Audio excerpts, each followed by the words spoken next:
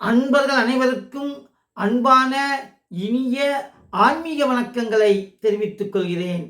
மெய்யன்பர்களே, முருகப்பெருமானுடைய வாகனம் எது என்று கேட்டால் அது மயில் என்பது நம் எல்லோருக்குமே தெரியும். ஆனால் முருகப்பெருமான் பல்வேறுபட்ட காலகட்டங்களிலே பல்வேறுபட்ட மயில்களை பயன்படுத்தி இருக்கின்றார். அந்த மயில்கள் என்னென்ன என்பதை அறிந்து கொள்வதற்கு முன்னால் ராணி பாலமுருகன் யூடியூப் சேனலை சப்ஸ்கிரைப் பண்ணுங்க, பெல் பட்டனை அமுக்குங்க. மெய்யன்பர்களே, முருகப்பெருமான் 3 விதமான மயில்களை பயன்படுத்தி இருக்கின்றார். அதிலே ஒரு மயிலானது மந்திர மயில் என்று சொல்லுவார்கள், அடுத்த மயிலானது இந்திர மயில் என்று சொல்லுவார்கள், 3வது மயில் அசுர மயில் என்று சொல்லுவார்கள்.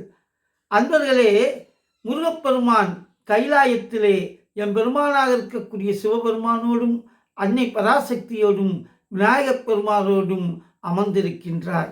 அந்த நேரத்திலே நாரத மகரிஷி ஒரு ஞான பழத்தை கொண்டு வருகின்றார்.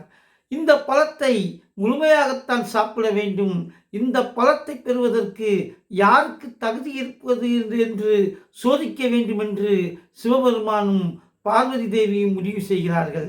அதன்படி இந்த உலகத்தை யார் முதலிலே சுற்றி வருகிறார்களோ அவர்களுக்கே இந்த பழத்தை கொடுத்து விடலாம் என்று சொல்லுகிறார்கள்.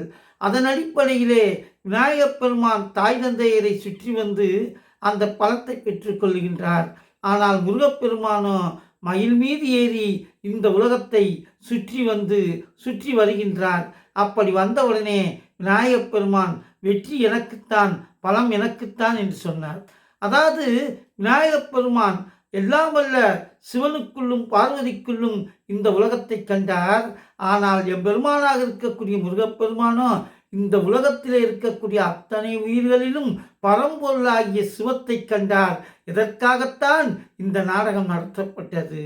எனவே மெய்யன்பர்களே, அவ்வாறு இந்த உலகத்தை சுற்றுவதற்காக சிவபெருமான் பயன்படுத்தினாரே, அந்த சிவபெருமானிடமிருந்து அந்த ஞான புலத்தை பெறுவதற்காக, இந்த உலகத்தை சுற்றுவதற்காக எம்பெருமானாக இருக்கக்கூடிய முருகப்பெருமான் பயன்படுத்தினாரே, அந்த மயில்தான் மந்திர மயில். அவர் குழந்தையாக இருக்கின்ற பொழுது அது பயன்படுத்தப்பட்ட மயில், அது மந்திர மயில். அதே போல சூரர்கள் தாங்கள் மிகப்பெரிய கொடுமையை இந்த உலகத்துக்கு செய்து கொண்டிருக்கிறார்கள். தேவர்களை மிகவும் துன்பப்படுத்துகிறார்கள். இந்த உலக உயிர்களுக்கெல்லாம் மிகப்பெரிய கொடுமையை அந்த அசுரர்கள் செய்து கொண்டிருக்கிறார்கள். அப்படி அந்த அசுரர்கள் செய்து கொண்டிருக்கின்ற காலகட்டத்திலே அந்த அசுரர்களை வெல்வதற்காக முருகப்பெருமான் மயில் மீது ஏறி சூரபத்மனை சம்காரம் செய்வதற்காக அவர் புறப்படுகின்றார். அப்படி அவர் சம்காரம் செய்வதற்காக புறப்பட்ட மயில் இருக்கின்றதே, அந்த மயில்தான் இந்திர மயில் என்று அழைக்கப்படுகின்றது. அந்த மயிலின் வடிவத்திலே தேவேந்திரனாக இருக்கக்கூடிய அந்த இந்திரனே மயில் வடிவம் பெற்று எம்பெருமானாக இருக்கக்கூடிய முருகப்பெருமானை சுமந்து சென்றான். எனவே அந்த மயில் இந்திர மயில் என்றும் தேவமயில் என்றும் அழைக்கப்படுகிறது. எனவே இப்படி முருகப்பெருமான் சூரனை எதிர்த்து போர் புரிவதற்காக இந்திரமயில் மீது அமர்ந்து சூரனை எதிர்த்து போர் புரிய சென்றார். அப்படி சூரபத்மனை எதிர்த்து போர் புரிகின்ற பொழுது அந்த சூரபத்மன் மாமரமாக மாறிவிடுகின்றான். அன்பர்களே, எவன் ஒருவன் மனதை மரமாக்கி கொள்கின்றானோ, சஞ்சலமற்ற தன்மையிலே இருக்கின்றானோ, அவனால் தான் இறைவனுடைய திருவருளை பெற முடியும். எனவே அந்த சூரபத்மன் ஆணவத்தின் உச்சத்திலே இருந்தவன் மரமாக மாறிவிடுகின்றான்.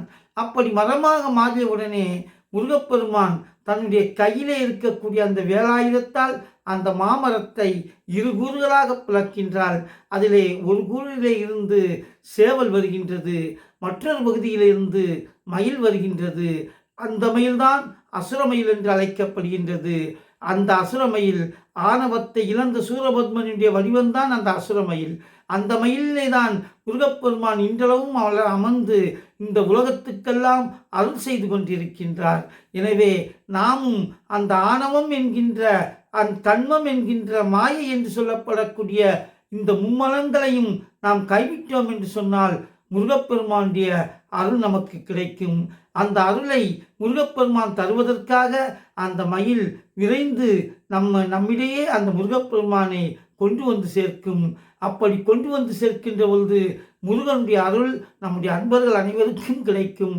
அப்படிப்பட்ட அருள் நம்முடைய அன்பர்கள் அனைவருக்கும் எல்லாம் வல்ல முருகனுடைய அருளும் அந்த மயிலும் வேலுடைய துணையும் கிடைக்க எல்லாம் வல்ல இறைவனை வேண்டி விடைபெறுகின்றேன். நன்றி, வணக்கம்.